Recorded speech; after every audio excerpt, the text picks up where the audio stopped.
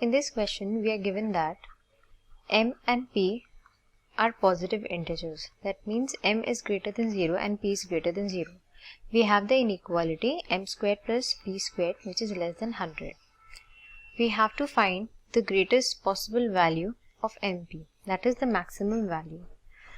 Now there are two ways to solve this question. Let's first see the method 1. So in method 1, we have that m minus p whole squared is equal to m squared plus p squared minus 2mp. Now this can be written as m minus p whole squared plus 2mp gives us m squared plus p squared.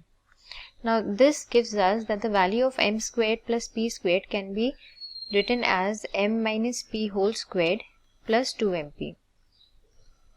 Now using this value of m squared plus p squared, we substitute in the given inequality, which is our step 3 of method 1.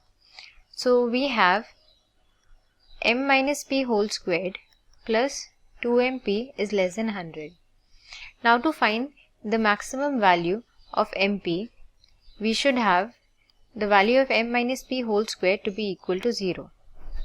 Then the maximum value that we can derive will be equal to 2 times mp will be less than 100, or mp will be less than 50. Then the value, since m and p are positive integers, then the value of mp will be equal to 49.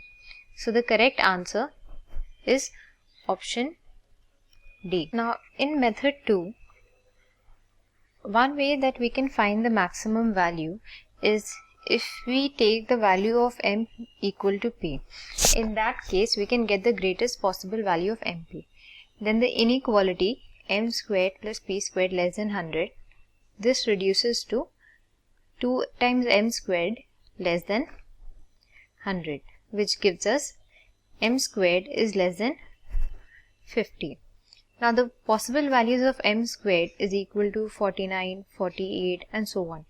But notice that we have to take such an integer which is the square of a number, and from this the closest value, that is the closest value to 50 here is 49.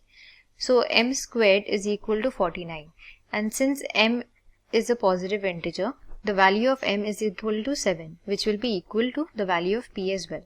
So the product of mp is equal to 49, which is our option D.